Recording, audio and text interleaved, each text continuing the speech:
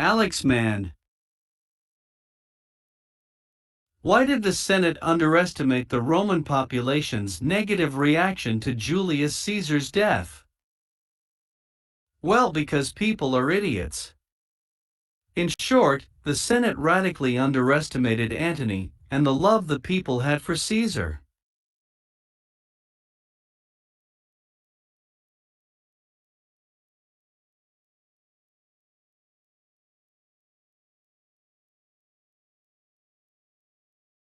The Romans hated kings, and they had a law that encapsulated this. Any Roman could kill a tyrant at any time, and it was 100% legal.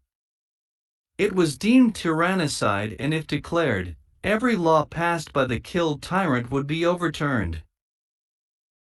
When a number of senators killed Caesar, they viewed it as tyrannicide.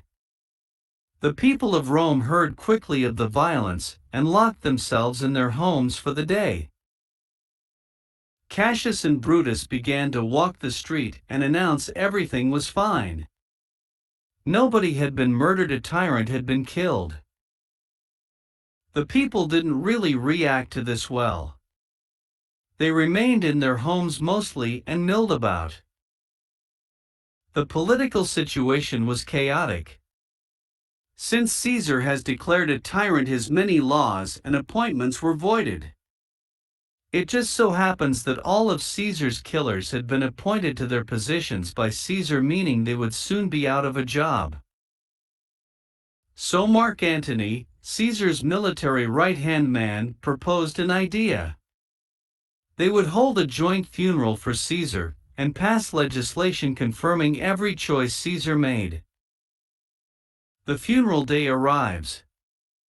On stage is Caesar's corpse and his bloody toga impaled on a spear. Brutus and other conspirators speak and really don't say much.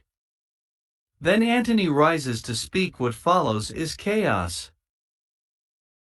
Antony first reminds everyone that the Senate had passed legislation claiming they would give their lives for Caesar. He then said he would gladly trade places with him. Antony reminds everyone of all that Caesar had done.